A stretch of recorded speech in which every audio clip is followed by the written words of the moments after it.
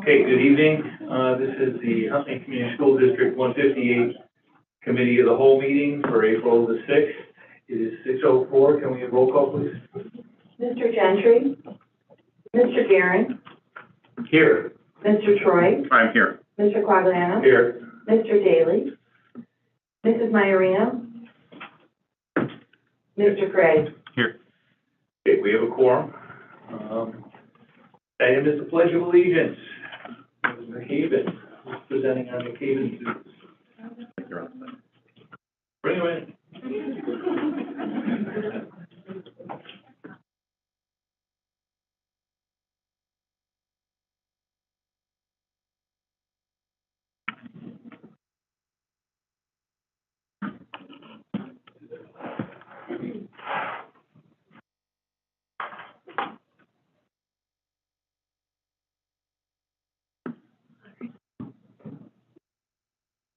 All right, hello everyone. We are from McCabe, here to do the pledge for you.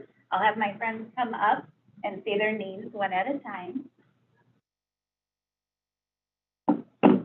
Caleb Haas, Connor Hill, Asma Mansour, Callie Salinas, Avery Singh,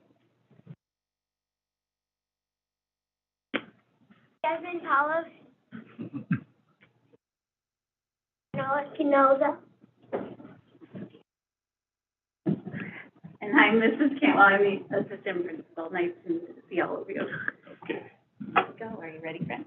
All right. We're going to face around this way. Are you ready? Put your right hand over your heart.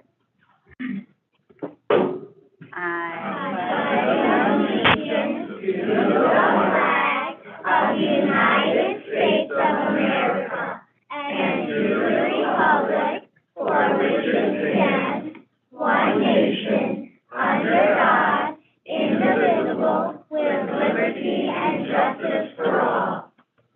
And then we have a special second treat for you. Our students were chosen because they are respectful, responsible, and involved.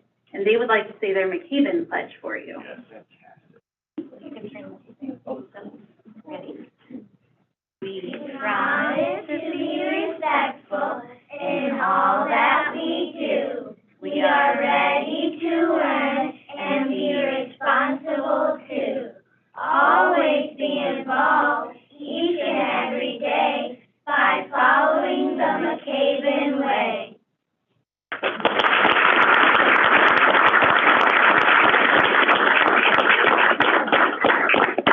All right. And before they leave, excuse me, before they leave, can I have them tell me what their favorite thing is about Easter?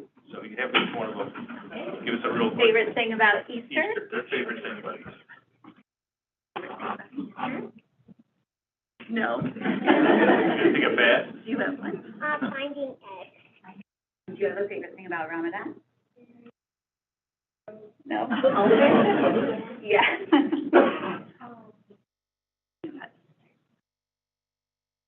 The egg hunt? How about you, sweetheart? Finding eggs? Finding eggs, amen?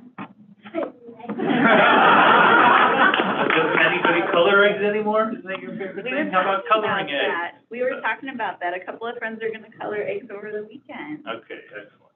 All right. Have them come up and take a Yes, picture. we got to come and take a picture. All right. So we got to line up right up there. Great job. Good job.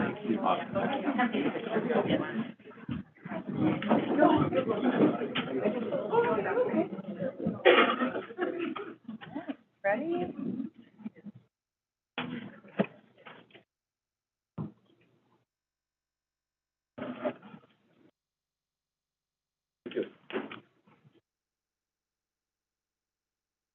Well done. Great Great job.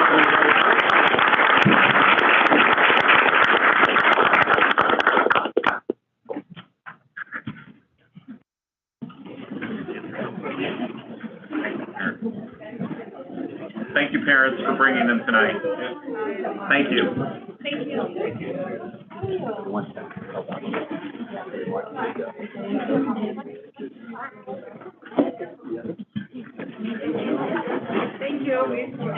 Thank you.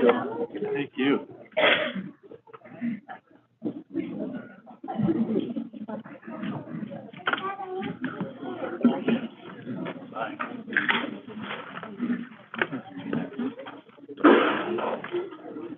Okay, item 3 is, public comment, but I have one.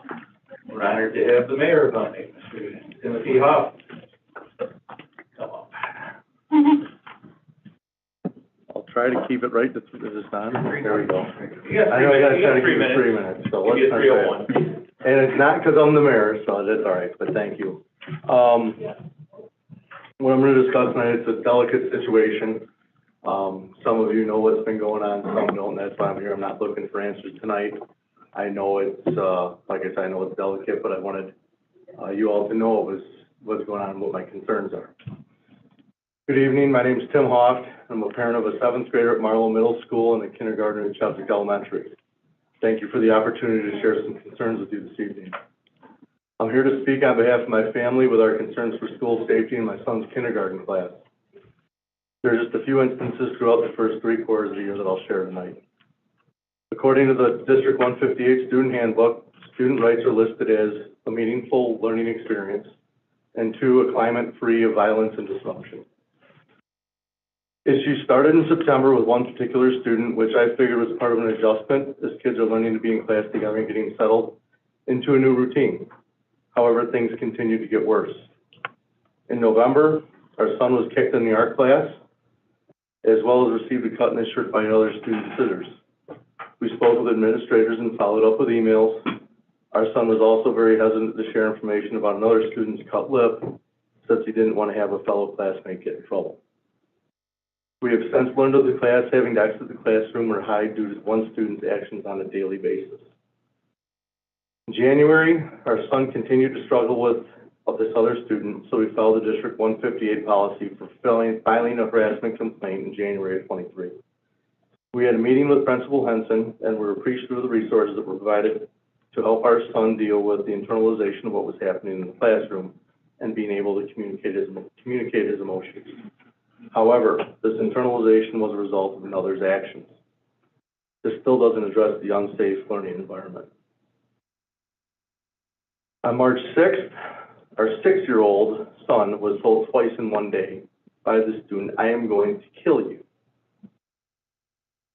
Our son was open to the school's recommended restore session, and he did successfully communicate how he was feeling to the other student. However, before the session was ended, he was told again, "I'm going to kill you."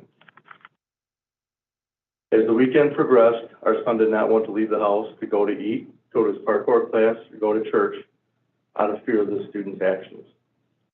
We also learned the entire timeline of events had not been communicated to us. This happened mid-morning on a Friday. Nothing got communicated to us until mid-afternoon. We were unaware of the thrown markers or the attempt to grab a beanbag chair to throw at our son. This was later acknowledged by Principal Henson, and she said she was unaware of it at the time. Our son is one of 18 students in that classroom. He should feel safe in his school, and this should be the foundational year for the next 12 years in District 158. Our son has always loved going to daycare and preschool. He should not be afraid or apprehensive due to another student's behavior. He does not feel safe because of this other student, and he worries about his teacher, his other classmates, and himself getting hurt again. When we received the text of Cheswick being on lockdown, I'm not gonna lie, I immediately thought of my son's class. Currently, our family's daily routine consists of having to coax our son into attending kindergarten, that he'll be safe and it'll be a good day in his classroom. He's afraid of violence and he's always nervous. We empathize with all who are involved in the class and are here to advocate for a safe learning environment for all the students and staff. I realize this may be the first time that some of you are hearing about this. I have copies of the communication that we've had with the school district, and I'll give those to either Dr. O or Tony. I know you cannot provide any answer today for a solution, but I wanted to share a genuine concern for safety in this kindergarten classroom and for all the students and staff in 158. All students always is not the case when one student is disrupting the quality of education of 17 others. Thank you. Thank you. Thank you for coming in. Thank you.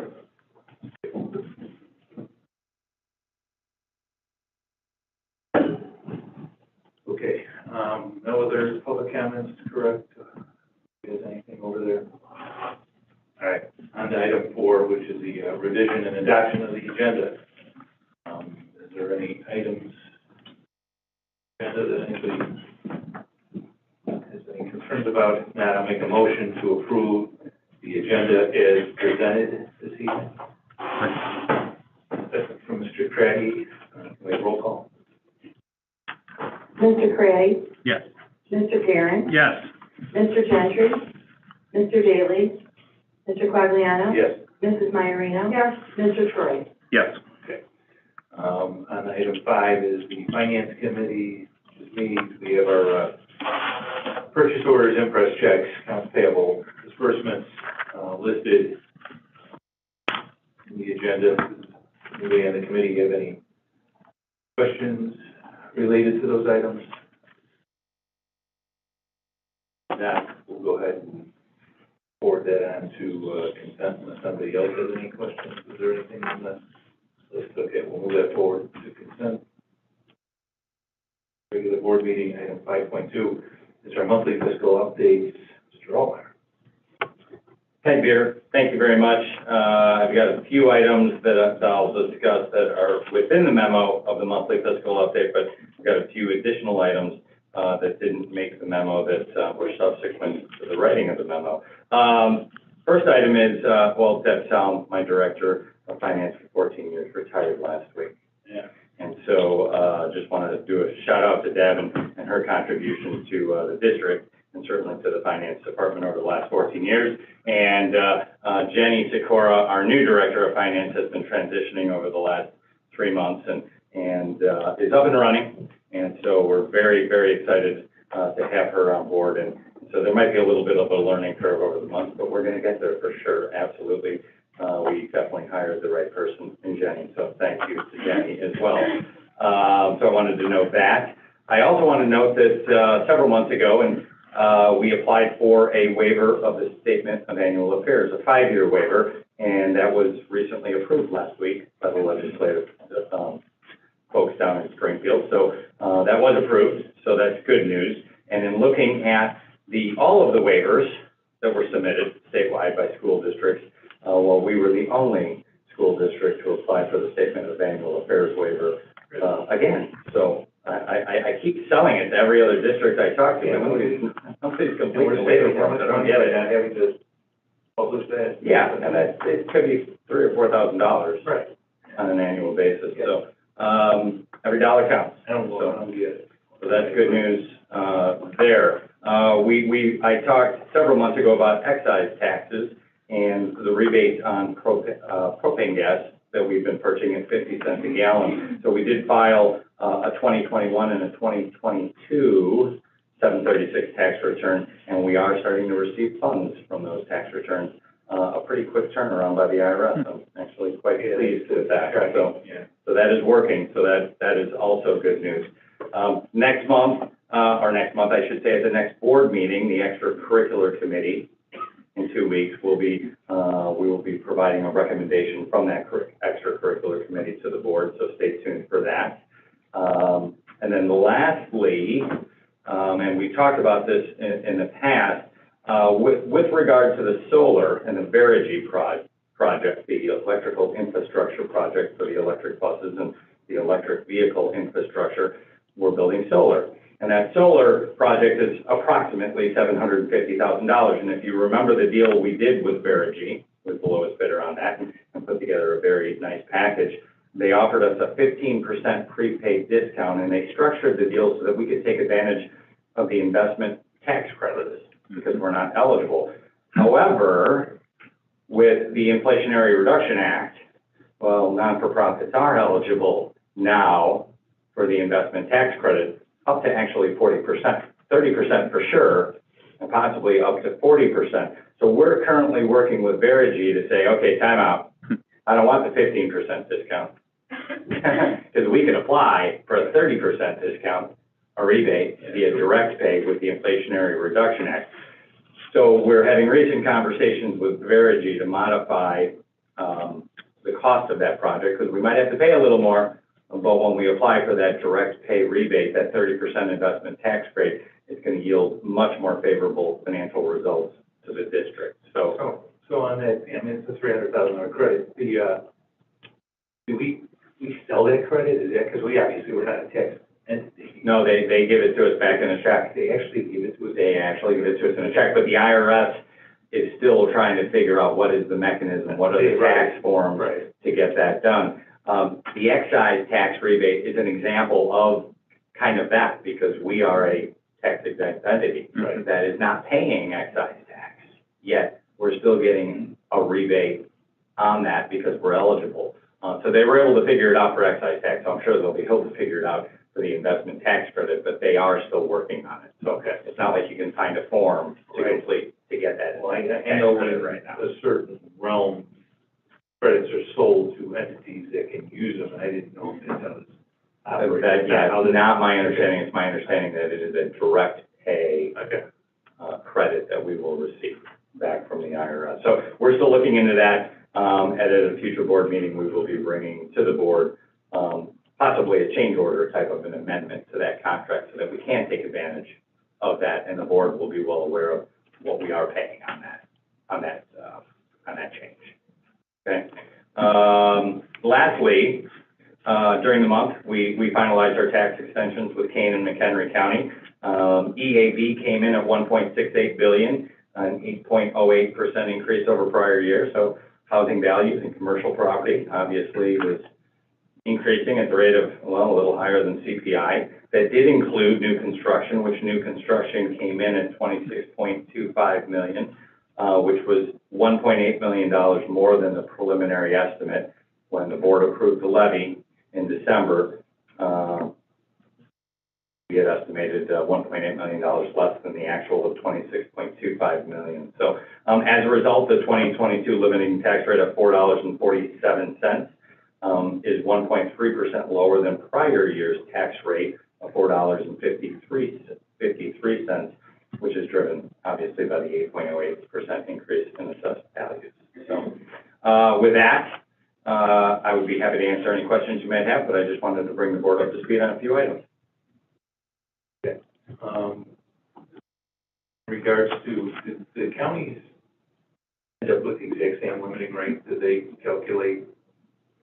Well, they're a little different because we get a little more from Kane County because they pay us a little more on bond and interest. No, on limiting rates, I know they're the same on the limiting Right, they rate. are. The overall tax rate is a Because little McHenry different. dictates that because of the, yeah, okay, Correct.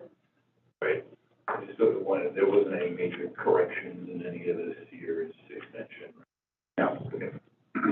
No, we did yield a couple $100,000, I'll have to come back to the board with the exact number, but I believe a couple $100,000 on that revenue recapture line item, which was for the Senate Bill 508 for PTAB adjustments and certificate of merit.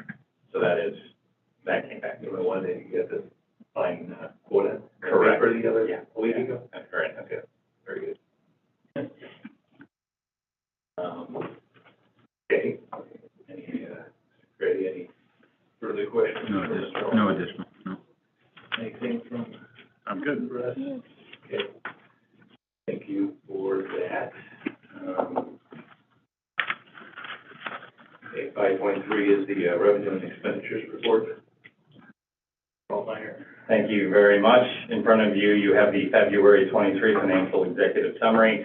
If you look at the net operating surplus from an operating basis for year to date, looks like we are in a deficit position through February of 23. However, that's driven by the 61% operating revenues, which is driven by, should be at 66 to 67%, which is driven by the lack of recognition of property tax revenues combined with the lack of reimbursement revenue recognition on the federal ESSER funds and the IDEA grants and whatnot. So I think we're definitely tracking overall with budget. As we've talked in prior months, we continue to have a concern with health insurance. Health insurance claims for the month of February came in at $990,000. It actually looks pretty good compared to the January claim number of $1.341 million. So hopefully we continue to trend at around the $900,000 to $950,000 range so that we can, stay right at or near budget of $11.1 million.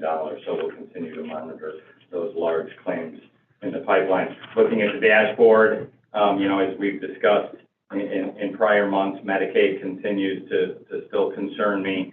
We're still continuing to try to have conversations with HFS, but really not getting too far with them. But during the month, we did see some dollars come in, so that is very positive. So we will keep the board apprised on that. Other than that, I think we're in fairly good shape on the dashboard as well. So I'd be happy to answer any questions the board might have for the month end of February 2023.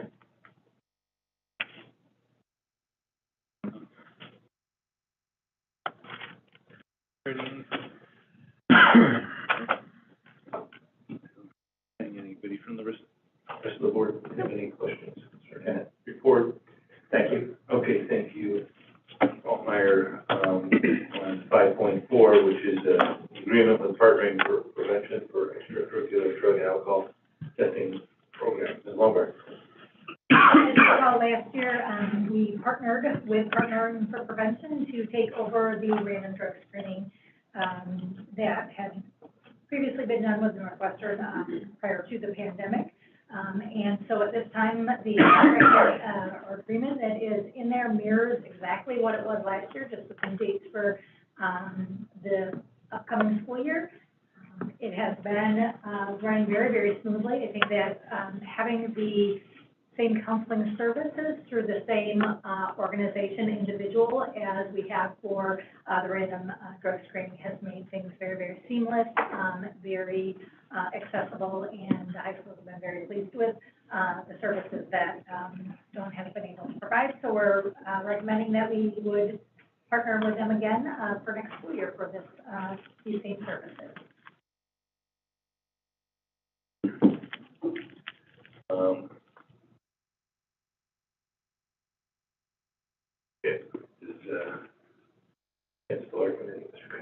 Any questions on it? I don't think I have any. Anybody else? I have a quick question. Yeah, sure. Mrs. Lombard, can you just clarify what drugs do they test for when they're doing the random? Do you know? Off the top of my head, no. Dr. Beal, there's a long list. Sorry.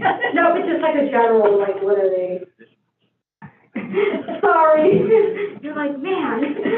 No, it just depends. It's a number of panels, and typically it's a 5-panel, but I mean, it goes all the way up to 10, I believe. Okay. And just depending on the needs, especially because we've been working with Partners for Prevention for a while, if there's a specific need that students and their parents either agree to and there's more intensive work that's done, they could go that route, but typically with our students, it's just 5.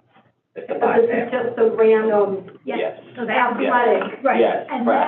then, So do they test for steroids? I mean, is this what IHSA needs? yes, And it meets those requirements there. And so, the hope would be, as Dr. Beal was saying, if there were concerns later, having those, two services mirror and match and be successful down the future, if there was something that may be identified and a family would want to, continue services or looking at things, we would be able to do that. But for this, it meets the IHSA requirement. Okay. Yes. Excellent. Okay, thank you.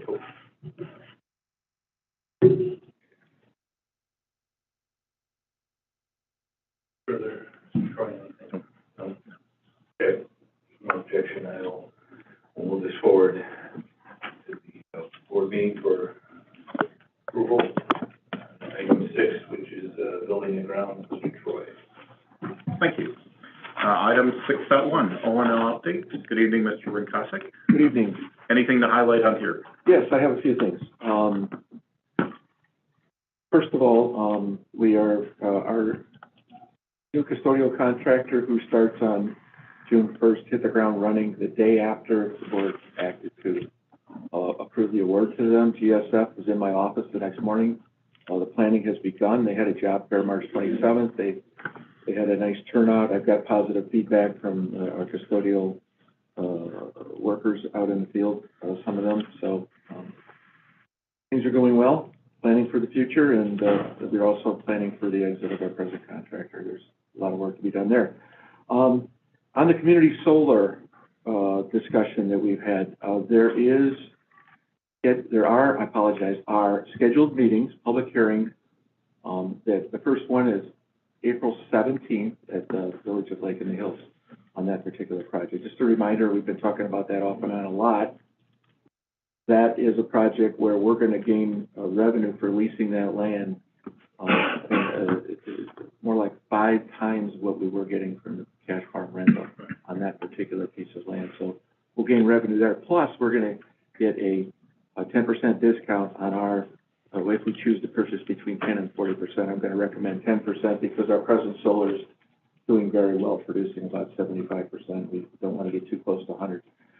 And this is no cost to us project at all. So we're just going to gain value. Next, I wanted to talk about, we still have a project from last summer that's not closed. I wish that could go away, but it can't. The roofers tried several times to do remediate some of the roof restoration that was flawed, some of the flashing work. And this time we're going to have the manufacturer's rep scheduled to stand there the whole time and make sure they do it the right way.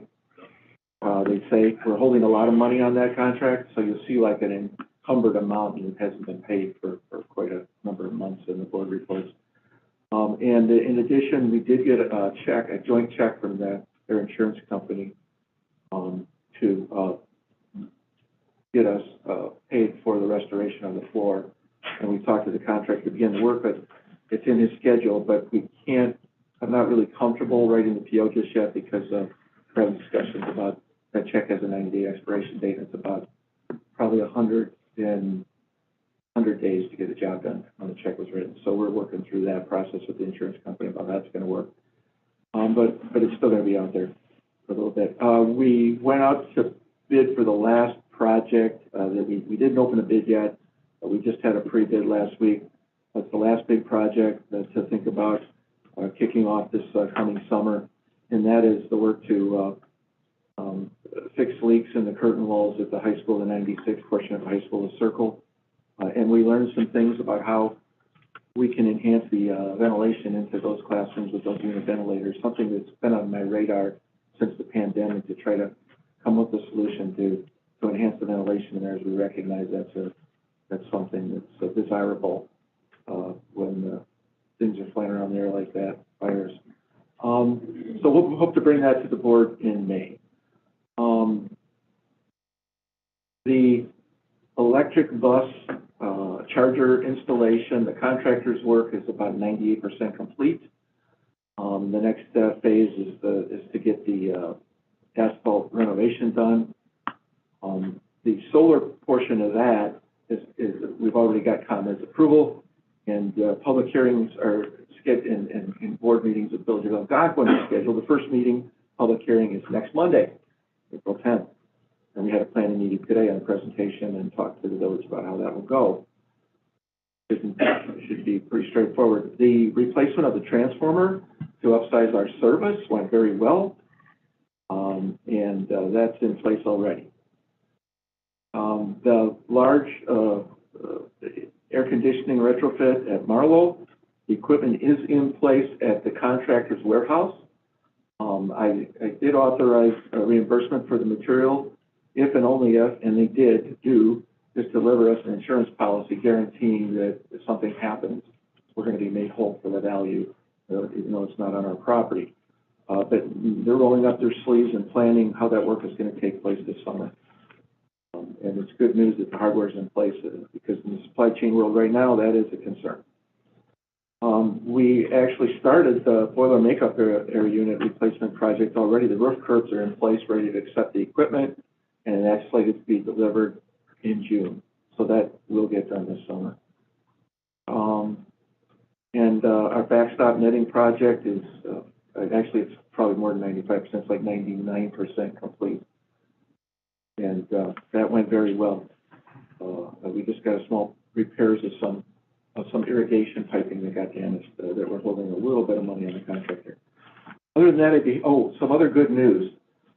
We've realized, last week when we were working, we had power shutdowns at all the facilities, that we now have the ability to read the house meters, electric meters directly and have that ourselves, and we can go back and start to recreate the value of the solar again.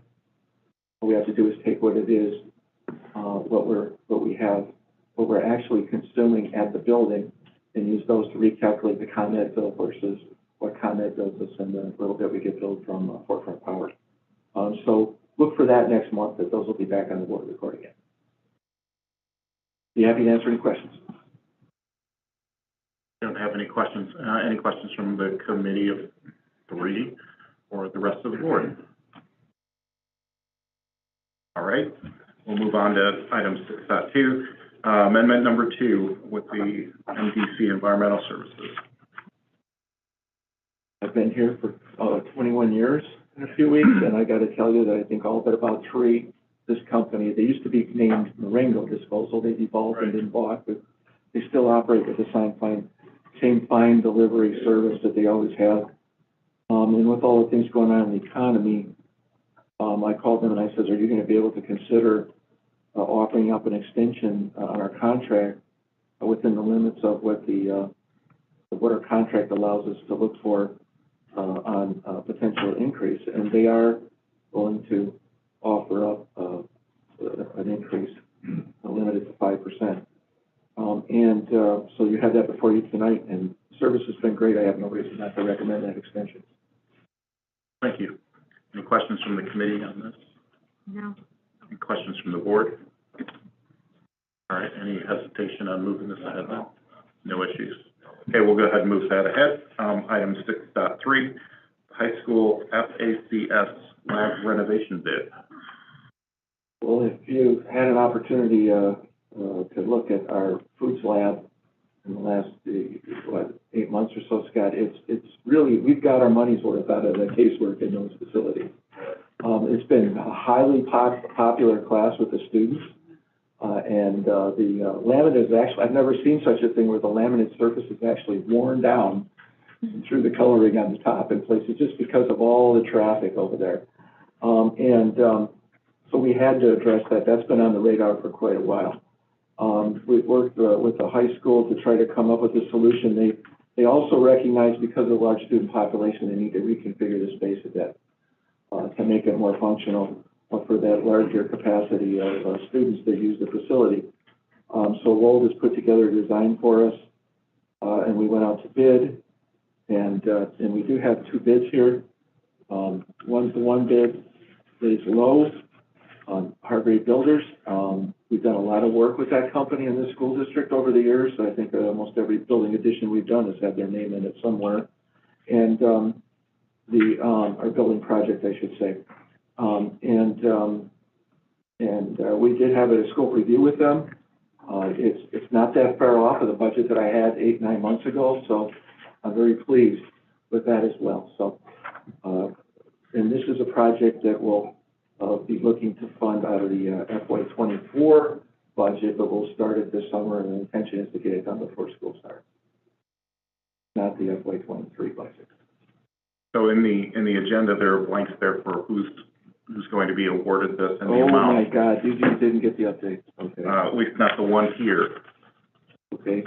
But I know it was in the packet that Yeah. that information was present.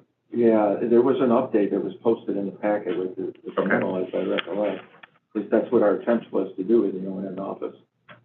So you don't have the tabulation? Well, I have it from what was presented in the board packet. Okay. So we have that information. It's just the copy in my place here didn't I see. reflect it. I see. So as long as the information got posted correctly to the public. I'll look online right now to make sure it's what I intended to be there. Yeah, it's in there, okay. All right, so I got the preliminary agenda, and that's okay.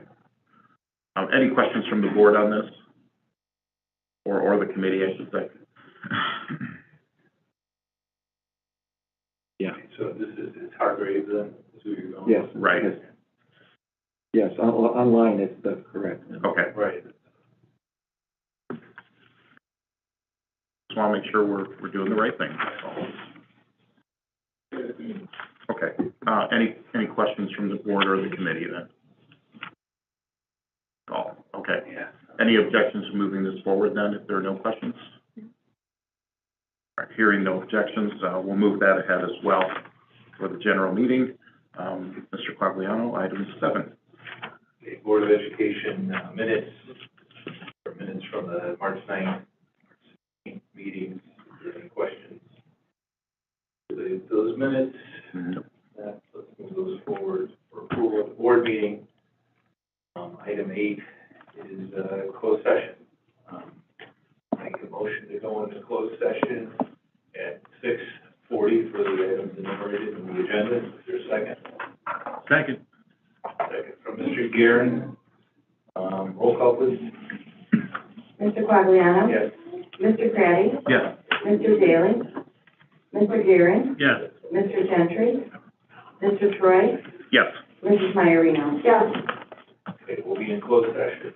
Everybody's happy to get out of here early. I don't even know what hit you.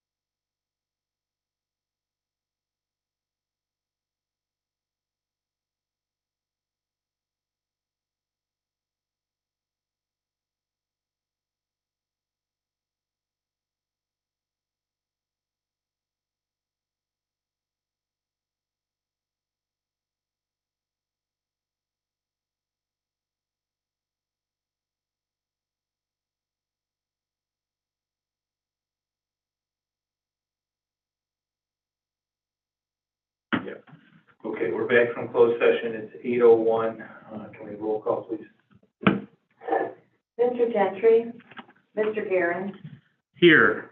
Mr. Troy, Here. Mr. Quagliano, Here. Mr. Daly, Mrs. Maiorino. Here. Mr. Craddy. Here. Yay. No action on the closed session tonight. Motion to adjourn our meeting at 8:02. Is there a second? Second. Second from Mr. Guerin. All those in favor say aye. Aye. Okay, we are adjourned. Fortunately, Tony,